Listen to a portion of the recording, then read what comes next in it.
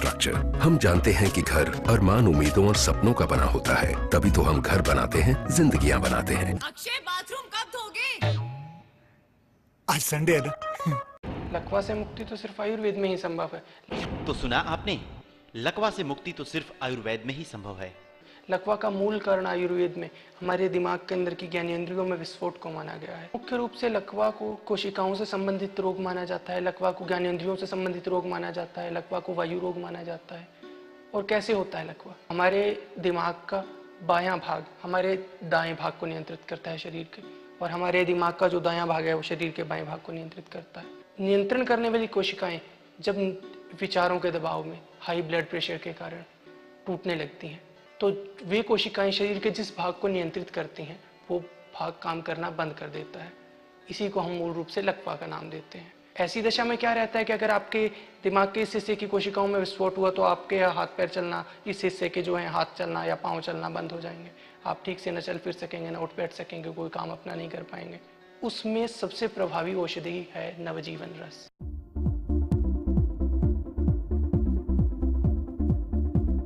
नमस्कार, खास बातों का स्वागत है। राष्ट्रीय अध्यक्ष जी का जो लास्ट डिसीजन है उसको तो मानना है ही सबको, और मानेंगे। कोई अपराध नहीं किया है, कोई गलत नहीं किया है, तो न मन में कोई कमजोरी रहती है, न कोई अपराध बोध रहता है। मैं कोई शंकर तो हूँ नहीं कि नीलकंठ बन जाऊँ। सारा अमृत मुलायम सिंह जी पी ले और विष जो है मेरे गले में आ जाए। देखिए खास बात हमारे वरिष्ठ सहयोगी ब्रजमोहन सिंह के साथ हर रविवार शाम 6 बजे सिर्फ चैनल 1 न्यूज पर। Got the ability to swing the ball back into the right. ये इसे क्या हुआ? और दोस्तों इसे क्या हुआ? क्या हुआ? इसे क्या हुआ? दोस्तों इसे क्या हुआ? इनका तो बज गया बाजा। देखिए शाम 7:30 बजे सिर्फ चैनल 1 पर।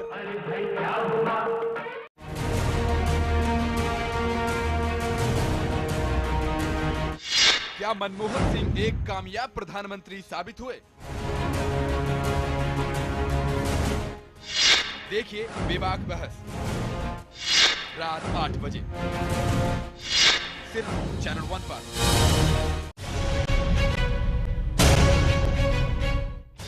इतिहास कैसे याद करेगा मनमोहन सिंह को?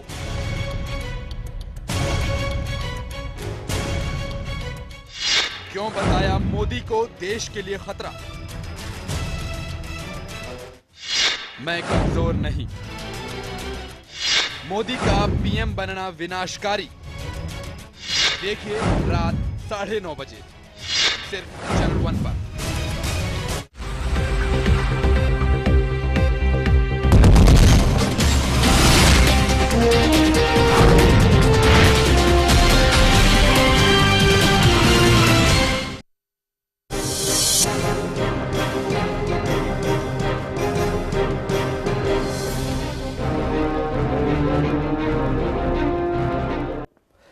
नमस्कार, खबर प्रदेश में आपका स्वागत है। मैं हूं आपके साथ राजीव सिंह। खबरों की शुरुआत करेंगे, लेकिन सबसे पहले इस वक्त की हेडलाइंस। आम आदमी पर फिर पड़ी महंगाई की मार। पेट्रोल 75 पैसे, डीजल 50 पैसे प्रति लीटर हुआ महंगा। बढ़ी कीमतें आज आधी रात से होंगी लागू।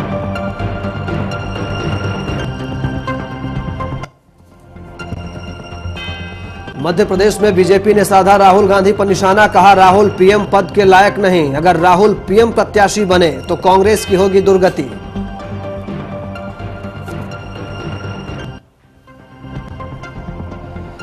भोजपुरी स्टार रवि किशन शुरू करेंगे राजनीतिक पारी।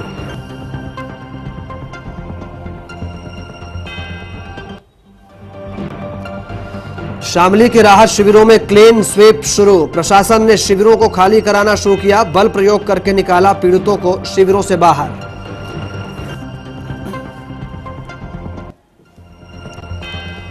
और मुंबई में महिला पत्रकार से रेप। शिकायत के आधार पर पुलिस ने किया आरोपी को गिरफ्तार।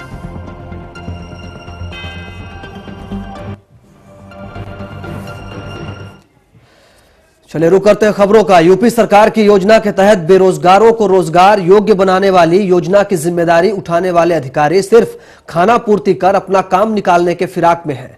रायबरेली के जिलाधिकारी ने जिस तरह से अपनी जिम्मेदारी का प्रदर्शन पत्रकारों के सामने पेश किया, उसका असली मकसद मुख्यमंत्री अखिलेश यादव के अलावा कोई नहीं समझ सकता। दरअसल रायबरेली के जिलाधिकारी अमित गुप्ता ने जिले के पत्रकारों को अपने कार्यालय बुलाकर सपा सरकार की कौशल विकास नीति को बताने के लिए जिले में प्रेस वार्ता रखी। देखिए, मुख्य उद्देश्य योजना का युवाओं का कौशल विकास करना है तथा उनको रोजगार के अवसर जिससे उनको उपलब्ध हो सकें। जो क्षेत्रीय कर्मचारी हैं उनको और उप जिलाधिकारी, खंड विकास अधिकारी सभी ने उसमें भाग लिया। तो हम लोगों का यही प्रयास है कि योजना इतनी महत्वपूर्ण योजना है पूरी तरह से सफलतापूर्वक सुचारू रूप से चले और जो जनपद के युवा हैं उनको रोजगार मिल सके, इसका पूर्ण लाभ उठा सके। और देश की राजनीति का पारा इस वक्त बढ़ता नजर आ रहा है। बीजेपी के राष्ट्रीय महासचिव थावरचंद गहलोत ने कांग्रेस उपाध्यक्ष राहुल गांधी पर निशाना साधा है। उनका कहना है कि राहुल गांधी प्रधानमंत्री पद के योग्य नहीं है। अगर कांग्रेस राहुल गांधी को प्रधानमंत्री पद का उम्मीदवार घोषित करती है तो कांग्रेस की और दुर्गति होगी। लंबे अरसे बाद एमपी के शाजापुर पहुंचे गहलोत ने लोकसभा चुनाव में अपने दम पर सरकार बनाने की बात कहते हुए 300 से ज्यादा सीटें जीतने का दावा किया। इसी के साथ बीजेपी महासचिव थावरचंद गहलोत के निशाने पर दिल्ली की केजरीवाल सरकार भी रही। उन्होंने कहा कि आम आदमी पार्टी जल्दी ही समाप्त हो जाएगी। साथ ही एक बार फिर गडकरी के बयान को सही ठहराते हुए कहा कि आप और कांग्रेस के बीच डील होने के बाद ही यह गठबंधन हुआ है। कुमार विश्वास के नरेंद्र मोदी को अमेठी से चुनाव लड़ने की चुनौती पर गहलोत ने इसे बेवकूफी और बचकाना भरा बयान बताया और कहा कि यह तो नादान की दोस्ती और जी का जंजाल है।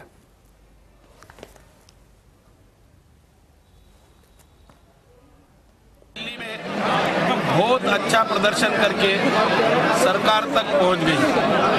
अब उनके पतन का समय आ रहा है। वो अब गडकरी जी ने सोच समझ के तथ्यों के आधार पर ही बात कही है। निश्चित रूप से ये गठबंधन इस बात को प्रमाणित कर रहा है कि 24 घंटे पहले या 12 घंटे पहले ये कह रहे थे कि हम इनका न तो समर्थन लेंगे न देंगे, तो फिर परिस्थिति ऐसी कहां से बन गई कि समर्थन ले लिया। और सब बचकाना है, नादानी है ये। चूहे को चिंदी मिल गई तो बजाज खाना खोलने वाला मुहावरा चरितार्थ कर रहे हैं। इधर झारखंड की राजधानी रांची में कांग्रेस के विधायकों ने विवादित बयानबाजी पर खेद जताया। आपको बता दें कि झारखंड में कांग्रेस के मंत्री लगातार विवादित बयान दे रहे हैं, जिसे लेकर कांग्रेस के प्रदेश अध्यक्ष सुखदेव ने इसे दुखद बताया। इससे पहले रांची में कांग्रेस के कई नेताओं ने मोदी पर सीधी टिप्पणी की थी।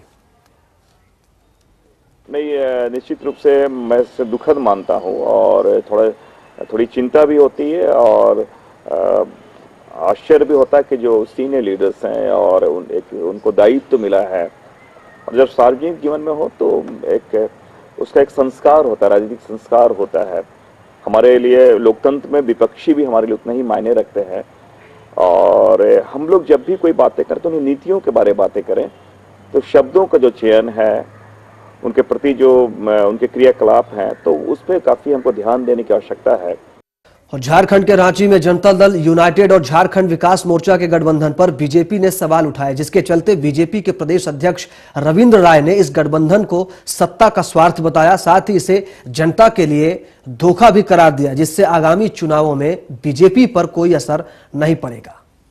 जनता के स्वार्थ के लिए आपस में लोग सत्ता के स्वार्थ के लिए सटे और ये झारखंड की जनता को बरगलाने के लिए ये गठबंधन हुआ है। मैं इतना ही मानता हूं कि झारखंड की धोखा है ये गठबंधन और ये धोखा जनता समाप्त कर देगी।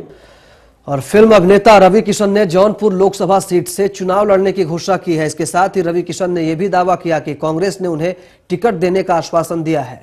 रवि किशन ने कहा कि कांग्रेस मेरी रगों में खून की तरह है। पार्टी में मेरे अलावा और कई लोगों के नाम पर भी चर्चा हो रही है, लेकिन उम्मीद है कि जल्द ही मेरे नाम पर मुहर लग जाएगी। मैं जिले का दर्द समझता हूं, मुझे पता है कि जिले का विकास कैसे किया जा सकता है।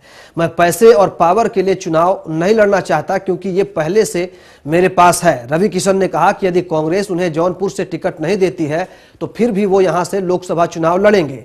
उनका दावा है कि कई और राजनीतिक दल लोकसभा चुनाव में उन्हें टिकट देने को तैयार है।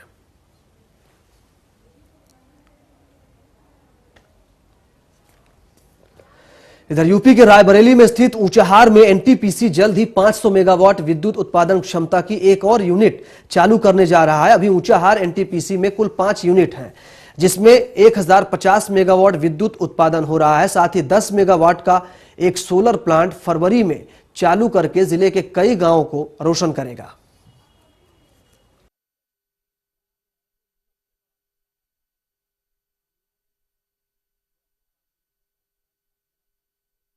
टॉप एंड टाउन से हम यूथ को जोड़ना चाहते हैं, आम समाज, आम लोगों को जोड़कर ये लाखों लाख सिग्नेचर कर मुख्यमंत्री को दिखाएंगे कि आज अगर आंखें आपको खुली हैं, जो 78 लाख नौजवानों का नुकसान हुआ है उसकी भरपाई कैसे हो, और इस पर सोचने पर विचार कर आज हम लोग व्यापम के खिलाफ, नौजवानों के साथ जो अत्याचार हुआ है उसके खिलाफ आज हस्ताक्षर अभियान कर रहे हैं और ये सारे लाखों लाख हस्ताक्षर मुख्यमंत्री को सौंपेंगे। और मध्य प्रदेश के स्वास्थ्य मंत्री नरोत्तम मिश्रा ने राजधानी के अस्पतालों का बिना किसी योजना के अचानक निरीक्षण किया। अस्पताल में फैली कुव्यवस्थाओं और गंदगी को देखकर स्वास्थ्य मंत्री ने हॉस्पिटल मैनेजमेंट को कड़ी फटकार लगाई।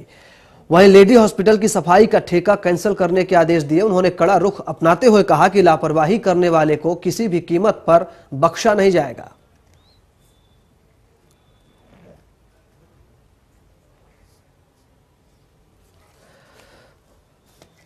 और भोपाल में व्यापम द्वारा आयोजित परीक्षाओं में फर्जीवाड़ा रोकने के लिए उच्च स्तरीय समिति का गठन किया गया, जिसके चलते 7 सदस्यीय कमेटी की बैठक बुलाई गई। इस बैठक में परीक्षाओं में चल रही गड़बड़ियों को रोकने के लिए अहम सुझाव दिए गए। इन सुझावों में कमेटी की तरफ से चर्चा की जा रही है। वहीं इस मामले में व्यापम डायरेक्टर तरुण कुमार ने बताया कि एसोसिएशन के हर अधिकारी की मॉनिटरिंग की जाएगी, साथ ही हर परीक्षा को ऑडिट करने पर चर्चा की गई। आज समिति की बैठक हुई। निर्धारित समय 1 बजे से बैठक प्रारंभ हुई थी, जिसपे जो भी बिंदु थे जिन पे पूर्व की बैठक में सुझाव आए थे उन पे और डिटेल में विचार विमर्श किया गया। उनको और अच्छे से उसको समझा है और उसमें नए सुझाव और नए विचार उसमें आए हैं। उसमें सेफ्टी ऑडिट का भी है कि समिति ने ऑनलाइन एग्जामिनेशन कराने पे बहुत ज़्यादा जोर दिया है, जिससे कि इस तरह की जो चीजें हुई हैं वो दोबारा ना हो पाए। और उत्तर प्रदेश के शामली में राहत शिविरों को प्रशासन ने खाली कराना शुरू कर दिया है। आपको बता दें कि सरकार के मिशन क्लीन स्वीप के तहत आज शामली में राहत शिविरों के अंदर रहने वाले लोगों को बलपूर्वक शिविरों से बाहर निकाला गया।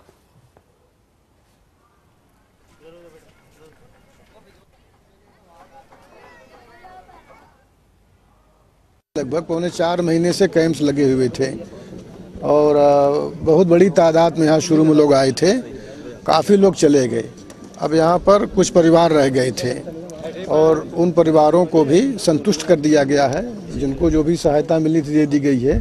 अब खास करके मैं यहाँ के संचालकों का, चेयरमैन साहब नगर पालिका का, बदरुल हसन साहब का, और जो हमारे प्रशासनिक अधिकारी हैं ईओ कार्यालय का, मैं बहुत आभारी हूँ। और मध्य प्रदेश के भोपाल में जिला अदालत ने महर्षि महेश योगी वैदिक यूनिवर्सिटी के चांसलर गिरीश वर्मा को 15 दिन की न्यायिक हिरासत में भेज दिया है। आपको बता दें कि उन पर महिला सहयोगी प्रोफेसर के साथ दुष्कर्म का आरोप है। महिला के द्वारा इंदौर में रिपोर्ट की गई थी। उसकी रिपोर्ट पर वहाँ प्रकरण जो है 0 पे कायम किया गया था और कायम के उपरांत यहाँ भोपाल में प्राप्त हुआ है, जो महिला थाने में प्रकरण कायम किया गया और विवेचना प्रारंभ की गई। और रेप का आरोप है और रेप का ही प्रकरण कायम किया गया है। इधर मुंबई में एक महिला पत्रकार के साथ यौन शोषण का मामला सामने आया है। मामला बांगुर नगर पुलिस स्टेशन का है, जिसमें 42 वर्षीय महिला ने एक बिल्डर पर आरोप लगाया है कि उसने शादी का झांसा देकर उसका यौन शोषण किया। इसके साथ ही उसकी अश्लील वीडियो भी बनाई। फिलहाल पुलिस ने मामला दर्ज कर लिया है और जांच शुरू कर दी है।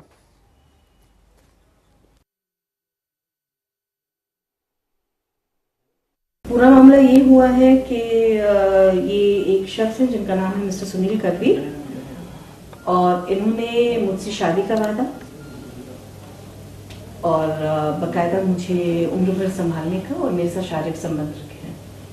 उनकी फैमिली को भी पता है। मुझे अभी 1 महीने पहले मुझे उन्हीं की कोई फैमिली फ्रेंड है, मैं नाम नहीं दे सकती, उन्होंने मुझे आगाह किया। और उत्तर प्रदेश के बरेली में भूता थाना इलाके में आज उस वक्त सनसनी फैल गई जब जमीनी विवाद में 3 कलयुगी बेटों ने मिलकर अपने पिता, सगे भाई, भाभी और 1 साल के भतीजे समेत 4 लोगों की गोली मारकर हत्या कर दी। हत्या करने के बाद हत्यारे बेटे फरार हो गए। इस सनसनीखेज घटना की खबर लगते ही मौके पर एसएसपी समेत पुलिस के कई अधिकारी पहुंचे और हत्या का मामला दर्ज कर हत्यारों की तलाश शुरू कर दी है। मारा तो पापा के पहले अद्धे मारे थे सर में, वो तो बेहोश हो गए। हम तो समझे ये तो नहीं बचेंगे, हम वहाँ से भाग गए। फिर चाचा भी वहाँ से भागे तो उन्होंने जो रामचंद्र थे उन्होंने उनको लिए पकड़ लिया और तुरंत गोली मार दी उनकी। हमारी चाची वहाँ से भागी तो अर्जुन सिंह की बीवी रामवती उन्होंने उनके लिए पकड़ लिया। फिर वो अर्जुन सिंह आया, उन्होंने उनकी गोली मार दी। उनका बच्चा अंदर था, उसके भी अंदर सीने गोली मार दी। बाबा सो रहे थे, बाबा के गोली मार दी। और हरियाणा के फरीदाबाद में साइबर कैफे चलाने वाले एक युवक की अज्ञात बदमाशों ने सरेआम गोली मारकर हत्या कर दी। दरअसल संजय नाम का युवक साइबर कैफे की दुकान पर बैठा था, तभी मोटरसाइकिल पर सवार 3 अज्ञात बदमाश वहां पहुंच गए और सरेआम गोली मारकर फरार हो गए।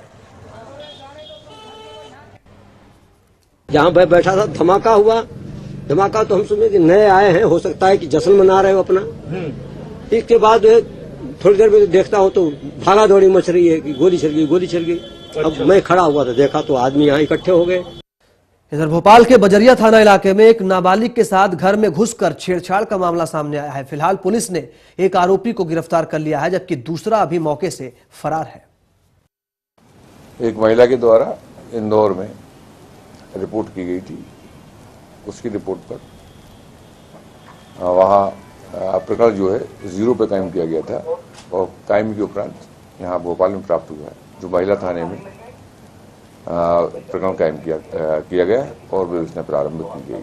और रेप का आरोप है और रेप का ही प्रकरण कायम किया गया है। इधर मध्य प्रदेश के इंदौर में 4 साल की मासूम बच्ची के साथ दुष्कर्म करने की कोशिश करने वाले आरोपी की लोगों ने जमकर पिटाई की। मामला हीरानगर थाने का है। फिलहाल पुलिस ने आरोपी के खिलाफ दुष्कर्म का मामला दर्ज कर लिया है। चढ़ाव पे खड़ी थी तो मैंने बोला कि बेटा तू गिर मत जाना।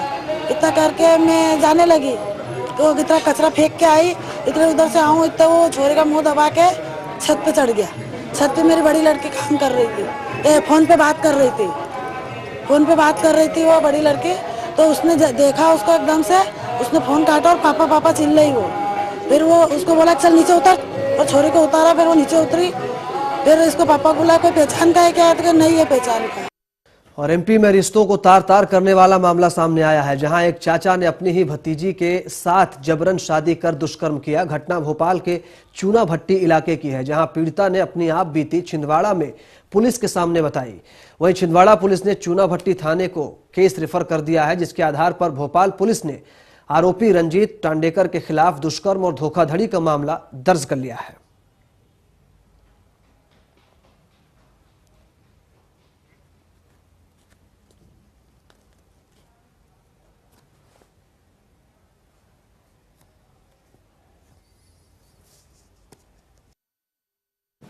पीड़िता ने आरोप लगाया है कि उनके परिवार में चचेरे चाचा उन्होंने उनके साथ गलत काम किया और शादी के फर्जी कागजों पर साइन करवाए हैं।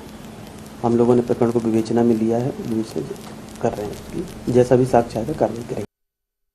और दिल्ली पुलिस ने 2 ऐसे शातिर अपराधियों को धर दबोचा जो नकली ट्रैफिक पुलिस का वेश धारण करके लोगों को चूना लगाया करते थे। रमेश और राजकुमार नाम के दोनों शख्स ट्रैफिक पुलिस की ड्रेस पहनकर लोगों से अवैध वसूली किया करते थे। मामले का खुलासा तब हुआ जब दिल्ली के लक्ष्मी नगर इलाके में ये दोनों आने जाने वाली गाड़ियों को रोककर उनकी चेकिंग कर रहे थे। तभी एक आदमी को इनकी हरकतों पर शक हुआ, जिसके बाद उसने इनकी जानकारी पुलिस को दी।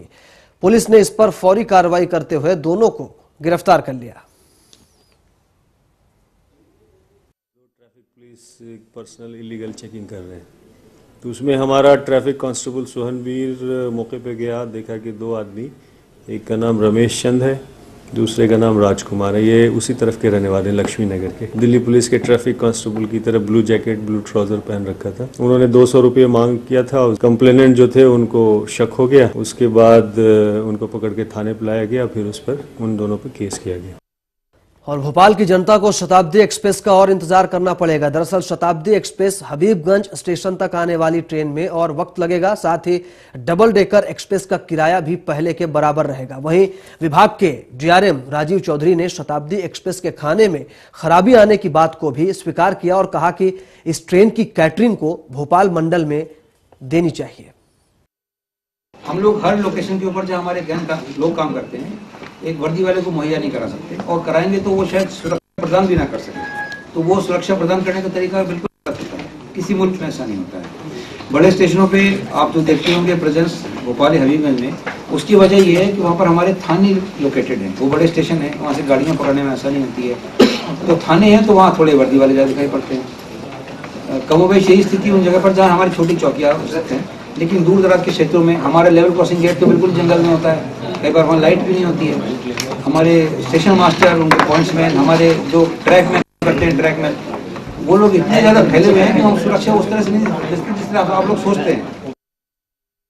लेकिन हम लोगों ने फिर ये उनसे स्पष्ट किया है कि तीसरी लाइन बनने से कुछ ज़्यादा सुधार नहीं होने वाला, क्योंकि शताब्दी की स्पीड 120 किलोमीटर है, बाकी गाड़ियों की स्पीड 110 किलोमीटर, तीसरी लाइन 110 किलोमीटर की बनेगी, तो उससे कोई ऐसा रिलीफ नहीं होगा। और आज भी शताब्दी के रास्ते में कोई गाड़ी नहीं आती है।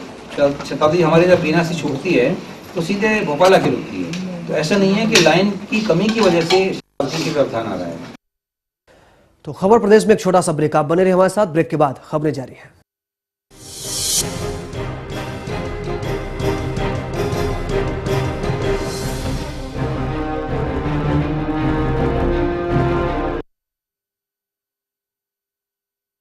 शहरों में आज भी बैकबोन लीडर्स की अगर हम बात करें तो वो कमी है काफी। प्रमोद तिवारी का वो शख्सियत उत्तर प्रदेश में नहीं बल्कि पूरे देश भर में पार्टी के अंदर एक वो बैकबोन माने जाते हैं। दिल्ली आने में इतनी देर कैसे हुई? देखिए, ये तो कैप्टन को डिसाइड करना पड़ता है कि किस खिलाड़ी को कहाँ खिलाए। मैं एक दिन खाली तो नहीं बैठा।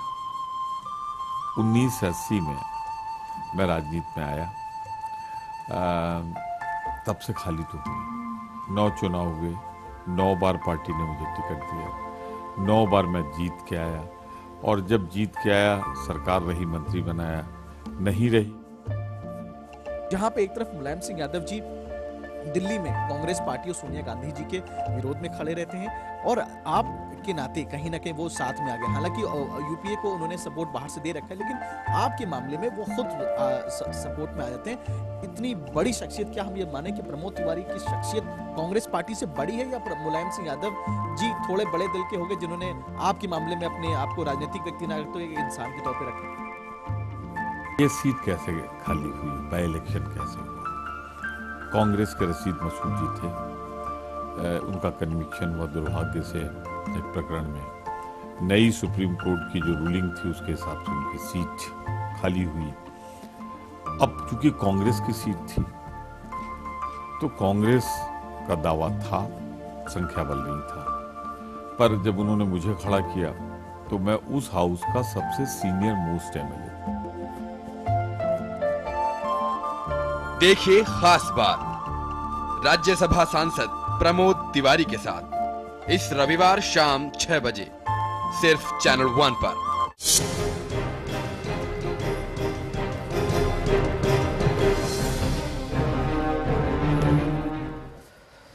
ब्रेक के बाद स्वागत है आपका। लगातार बढ़ रही ठंड से मुजफ्फरनगर दंगा राहत शिविरों में मरने वालों की संख्या भी बढ़ती जा रही है। 2 दिन पहले हुई बारिश के कारण ठंड लगने से 1 और 2 वर्षीय बच्चे की मौत हो गई है। शिविर संचालकों की माने तो शिविर में अब तक 3 दर्जन से अधिक मौतें हो चुकी हैं, जिनमें से ज्यादातर बच्चे हैं। ठंड की मेहरबानी है जी, सब ठंड की वजह से है जी। डॉक्टरों की कोई सुविधा नहीं है जी यहाँ से। ये कल बारिश हुई जी, उसकी वजह से, ठंड की वजह से नमूनिया हुआ। और राजधानी दिल्ली के एम्स अस्पताल में मरीजों को ठंड में रात के समय खुले आसमान के नीचे सोना पड़ रहा है। यहाँ दूर दराज के राज्यों से आकर लोग इलाज कराते हैं, जिनका राजधानी में ना तो घर है और ना ही इतने पैसे कि कहीं किराए पर रह सकें। यहाँ मरीज सबवे, शौचालय और खुले आसमान के नीचे रात गुजारने को मजबूर हैं। इसके लिए गवर्नमेंट को देखना चाहिए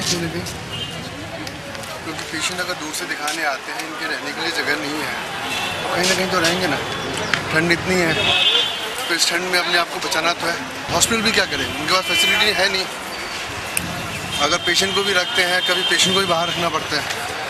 उनके पास जितना बेड है, जितनी कैपेसिटी है, उतना ही रखेंगे वो। तो कहीं ना कहीं गवर्नमेंट और हॉस्पिटल दोनों को म्यूचुअल अंडरस्टैंडिंग के साथ में एक्सटेंड करना चाहिए सपोर्ट। इधर यूपी के हरदोई में पुरानी रंजिश के चलते एक युवक को गोली मारकर हत्या कर दी गई और हत्यारे मौके से फरार हो गए। मामला अरवल थाना क्षेत्र का है, जहां राकेश यादव अपने खेत से चारा लेकर घर जा रहा था। उसी समय एक व्यक्ति ने पुरानी रंजिश के चलते उसे गोली मार दी। गोली लगने से राकेश की मौके पर ही मौत हो गई। पुलिस ने शव को पोस्टमार्टम के लिए भेज दिया है। राकेश की ग्राम धनिया मोह में थाना अरवल क्षेत्र में कल हत्या हुई थी और तो बताते हैं पुरानी रंजिश इनकी रही थी, इसके चक्कर में इसकी गोली मार के हत्या की गई। इस संबंध में उनके परिजनों द्वारा जो है थाना अरवल पर मामले एफआईआर दर्ज करा दी गई है और उस पर पुलिस कार्रवाई कर रही है और बहुत ही शीघ्र इसमें गिरफ्तारी कर लेंगे। और उत्तर प्रदेश के मेरठ में झूठी शान के लिए फिर एक प्रेमी युगल को मौत की नींद सुला दिया गया, क्योंकि वो एक ही जाति के थे। गांव वालों का कहना है कि दोनों में भाई बहन का रिश्ता था और दोनों परिवारों को यह रिश्ता पसंद नहीं था। प्रेमी युगल कुछ दिन पहले घर से फरार हो गए थे और जब वापस घर लौट कर आए तो पंचायत ने दोनों को अलग रहने का फरमान सुना दिया, लेकिन प्रेमी युगल को यह मंजूर नहीं था। पुलिस इसे आत्महत्या बता रही है। सुबह मेरे पास तो फ़ोन आया कि बस मुझे मैं ठीक ठाक हूँ, मुझे मम्मी से बात करा दो। मैं क्या मैं कोचिंग पे था, मैं बच्चों को पढ़ा रहा था। मैंने कहा ठीक है मैं तो कोचिंग पे हूँ। घर का नंबर दे दिया उसे। पता ही नहीं था, मालूम ही नहीं था, क्योंकि वो बाहर काम करता था। मैं भाई हूँ उसका, लड़के का भाई, निपुण है उसका नाम। और मध्य प्रदेश के इंदौर में स्कूल के पास एक कार में आग लग गई। दरअसल कार गैराज में खड़ी थी, जिससे 3 शेड जलकर खाक हो गए। आग लगने के दौरान कई बार विस्फोट भी हुआ। मौके पर पहुंची पुलिस ने फायर ब्रिगेड की गाड़ियां बुलाई, जिसके बाद बड़ी मशक्कत से आग पर काबू पाया गया। सूचना मिली कि बड़वानी की उर्दू स्कूल में जो है आग लगी है। इस सूचना पे हम यहाँ पे आए, मौके पे आए, यहाँ देखा कि कार अंदर गैरेज फ्लैट वाले की गैरेज 3 के छत का सेट बना रखा था, उसमें गाड़ी अंदर कार खड़ी थी, स्विफ्ट कार, उसमें आग लगी हुई थी। तो फायर ब्रिगेड को सूचना देकर, कंट्रोल रूम को सूचना देकर के जाए आग बुझवाई। और उत्तर प्रदेश के बरेली में रुहेलखंड विश्वविद्यालय में गुरुवार को छात्रों के 2 गुट आपस में भिड़ गए। मामला इतना बढ़ गया कि छात्रों ने तमंचे निकालकर एक दूसरे पर ताबड़तोड़ फायरिंग करने लगे। छात्रों ने जमकर मारपीट भी हुई, जिसमें 2 छात्र गंभीर रूप से घायल हो गए। हालात को बिगड़ते देखकर मौके पर पुलिस को बुलाया गया, जिसके बाद मामला शांत हुआ। झगड़े की वजह नए साल के जश्न को लेकर बताया जा रहा है।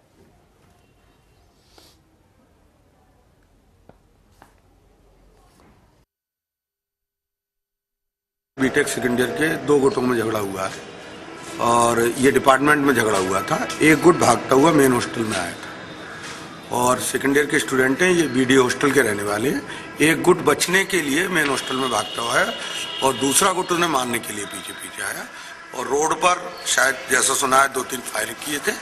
2 लड़के घायल हुए। हम लोग एग्जाम देने जा रहे थे और एग्जाम देने जा रहे थे तो यहाँ पे ये लोग पहले से ही सोचे थे मारने के लिए हम लोगों को। तो वहाँ पे छुपे थे जंगल में। फिर बाहर निकले, विनोद यादव नेता हैं, फायरिंग किए तो हम लोग भाग गए। वहाँ पे मेंस हॉस्टल में भागे तो वहाँ पे गए तो सीनियर के रूम में घुस गए तो सीनियर दरवाज़ा खोल दिए। वो लोग आ गए अंदर, ज़्यादा लोग थे, स्टम्प लिए थे, स्टम्प से मारे हम। इधर राजस्थान के धौलपुर और आसपास के इलाकों में भारी ठंड और बर्फ जमने की वजह से किसान खासा परेशान हैं। किसानों की माने तो पाले और बर्फ की वजह से आलू और सरसों की 30 से 35% फसल खराब हो चुकी है। इस मामले पर इलाके के तहसीलदार का कहना है कि पटवारी के जरिए सर्वे कराकर उच्च अधिकारियों को मामले से अवगत करवाया जाएगा, जिससे नुकसान का मुआवजा किसानों को मिल सके। आज बहुत कड़ी ठंड पड़ी है, पाला जमा हुआ है और किसानों के लिए बहुत नुकसानदायक है। सरसों की फसल के लिए, आलू की फसल के लिए बहुत नुकसानदायक। और आपको जानकर यह हैरानी होगी कि झारखंड के चतरा के इटखोरी प्रखंड में एक गांव ऐसा है जहां आपको ढूंढने से एक भी जवान मर्द नहीं मिलेंगे। ये गांव है मायापुर, जहां सिर्फ विधवा महिलाएं रहती हैं, यानी विधवाओं का गांव।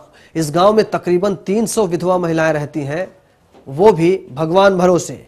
इन गरीब निर्धन विधवा महिलाओं का कहना है कि इन सभी को सरकारी योजनाओं का कोई लाभ नहीं मिल रहा है।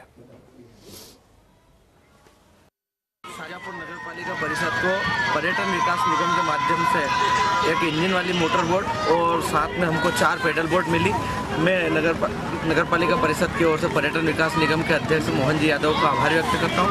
साथ ही हमको ये जो बोट मिली है इसमें हमने 40 रुपये का शुल्क रखा है जनता से, और पेडल बोट में हमने 15 रुपये का शुल्क रखा है। और जनता से भी यही अपील करता हूँ कि इस बोट का आनंद लें और हमको पूरा दिशा निर्देश जो हमने जारी किए उसका पालन करते हुए इस बोट को जो हमने सौगात दी है इस सौगात को स्वीकार करें।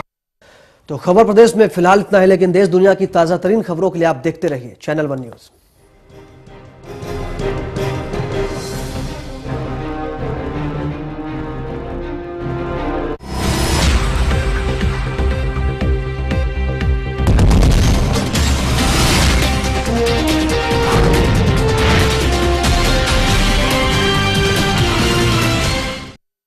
The ability to swing the ball back into the right. इसे क्या हुआ और दोस्तों इसे क्या हुआ, क्या हुआ इसे क्या हुआ दोस्तों इसे क्या हुआ, इनका तो